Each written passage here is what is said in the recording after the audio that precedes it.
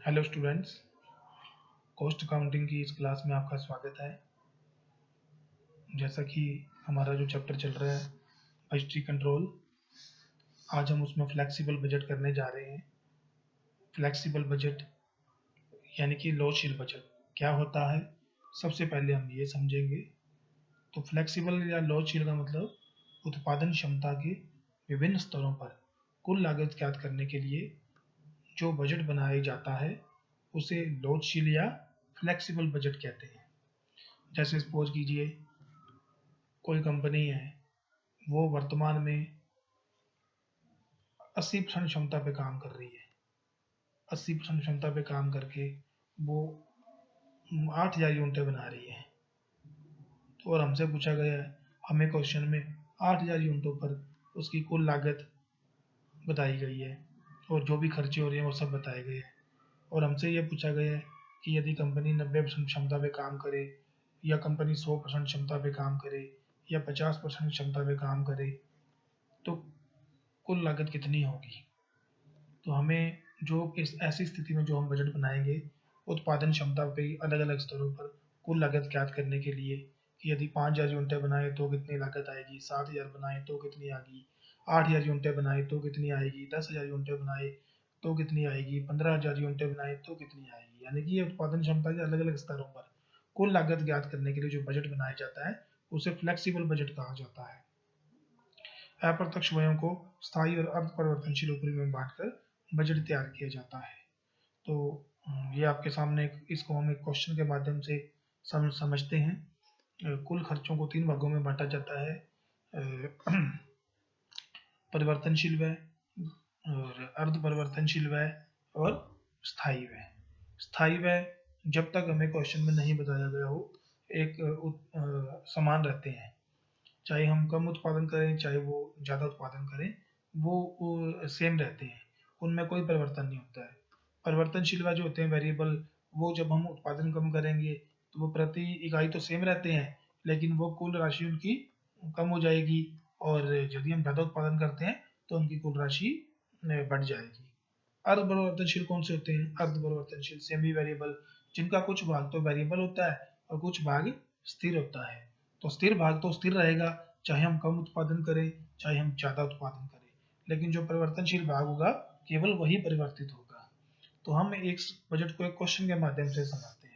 तो ये आपके सामने क्वेश्चन नंबर 7 है। ये देखिए क्वेश्चन नंबर 7 का सॉल्यूशन है। इसको नीचे है ये आपके सामने 7 और 8 किए हुए हैं।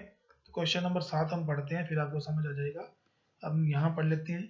ये आपकी बुक का क्वेश्चन नंबर 7 है। निम्नांकित समंकों के आधार पर ऊपरियों के लिए एक लोचशील बजट बनाइए, फ्लेक्सिबल बजट बनाइए तथा 70%, 80% और 90% कार्यक्षमता पर ऊपरी की दरें निर्धारित कीजिए। ये क्वेश्चन है, कोई कंपनी है वो 80% लेवल पे काम कर रही है, 80% क्षमता पे, और उसके खर्चे ये हैं। ये हमें एक लेवल दिया गया है और हमें यदि वो 70% क्षमता पे काम करे तो कुल लागत क्या ये खर्चे कितने होंगे, और जब वो 90% पे काम करे तो ये कुल ये वाले खर्चे हैं यहाँ पे कितने कितने अमाउंट आएगी, ये हमें कैलकुलेट करना है। तो 80% क्षमता पे जब वो काम करती है तो वेरिएबल ओवरहेड, दो तरह के ये वेरिएबल ओवरहेड है, इसमें दो तरह के खर्चे होते हैं। वेरिएबल ओवरहेड मतलब परिवर्तनशील है, इनडायरेक्ट लेबर लगती है 12,000 रुपये, स्टोर इंक्लूडिंग स्पेयर लगता है 4,000 रुपये। ये जो दो खर्चे ना ये वेरिएबल है, 80% पे इनकी ये राशियाँ दी गई है, हमें 70% पे निकालनी है और 90% पे निकालनी है। इसी तरह से सेमी वेरिएबल जो है, semi variable overhead, semi variable का मतलब जिनका कुछ भाग स्थिर होता है कुछ भाग वेरिएबल होता है। तो सेमी वेरिएबल में पावर लग रही है 80% क्षमता पे 20,000, इसका 30% भाग फिक्स है और 70% क्या है वेरिएबल। रिपेयर एंड मेंटेनेंस 80% क्षमता पे लग रही है 2,000 रुपये, इसका 60% भाग फिक्स है और 40% भाग वेरिएबल है। और जो फिक्स्ड ओवरहेड है, फिक्स्ड ओवरहेड 80% क्षमता पे ये इतने लगते हैं, फिक्स्ड डेप्रिसिएशन, इंश्योरेंस, सैलरी, और ये 3 है। उसके बाद ये देखिए एस्टिमेटेड डायरेक्ट लेबर आवर्स, जब कंपनी या ये जो संस्था है 80% क्षमता पे काम करती है ना, तो उस ये रुपए नहीं है, ये खर्चा नहीं है, ये तो घंटे दिए गए हैं। तो जब 80% क्षमता पे काम करती है तो फैक्ट्री में 1,24,000 घंटे काम होता है। एस्टिमेटेड डायरेक्ट लेबर आवर 1,24,000 घंटे काम होता है।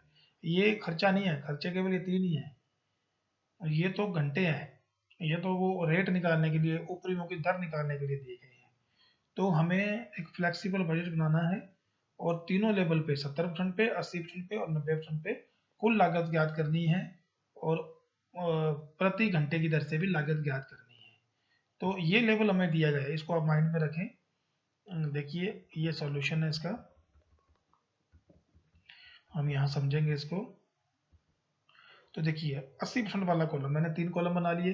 Flexible budget for the period of, जो भी जिस महीने का या जिस अवधि का बना रहे हैं, क्वेश्चन में दिया नहीं है इसलिए फ्लेक्सिबल बजट लिख दो, और या फिर flexible budget for the period of dash dash dash dash.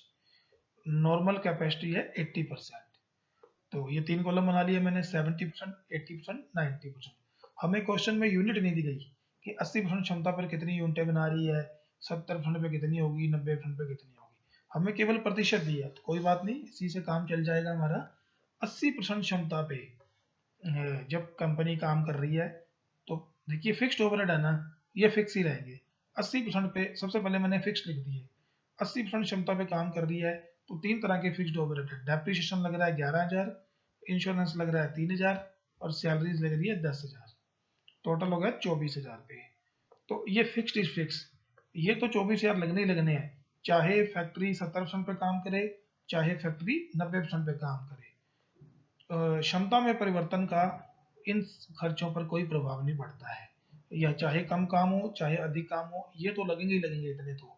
तो यहाँ भी ये सेम रहेगी इनकी राशि। जब कंपनी या संस्था 70% पे काम करेगी तो भी इतने लगेंगे ये, और जब 90% पे करेगी तो भी इतने ही लगेंगे।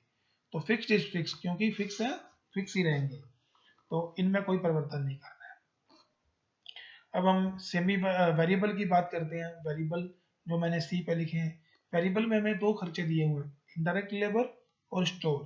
80% पे काम करते हैं तो इनडायरेक्ट लेबर जो क्वेश्चन में दे रखी है 12,000 और स्टोर दे रखे हैं 4,000। ये परिवर्तनशील है, मतलब ये पूर्णतः उत्पादन के या क्षमता के अनुपात में परिवर्तित होंगे। तो ये जब कंपनी या 80% पे काम करती है ना तो ये 12,000 लगते हैं, तो जब 70% पे काम करेगी ना तो इनकी राशि कम हो जाएगी। उत्पादन के अनुपात में ये परिवर्तित होते रहते हैं। तो ये 10,500, ये राशि मैंने कैसे कैलकुलेट की, 12,000 बटे 80 इंटू 70। 12,000 बटे 80 इंटू 70 करेंगे ना तो ये राशि आ जाएगी।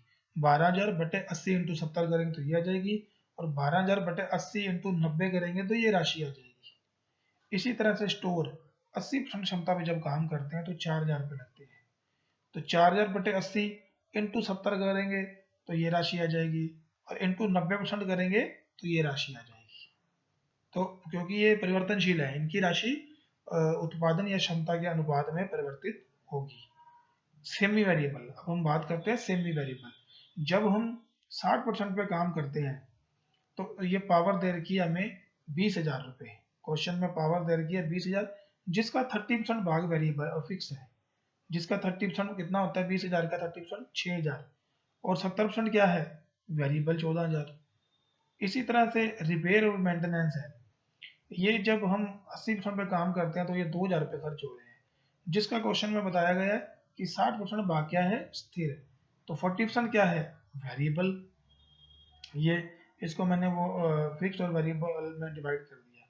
तो अब यहाँ पे 70% पे इनकी राशियाँ कितनी होंगी और 90% पे इनकी राशि कितनी होगी, ये सेम इसी तरह से करेंगे हम, जैसे फिक्स और वेरिएबल। तो जो भाग इनका फिक्स है वो तो यहाँ भी 6,000 रहेगा और यहाँ भी 6,000 ही रहेगा, जैसे ये किए थे हमने, क्योंकि फिक्स्ड इज फिक्स।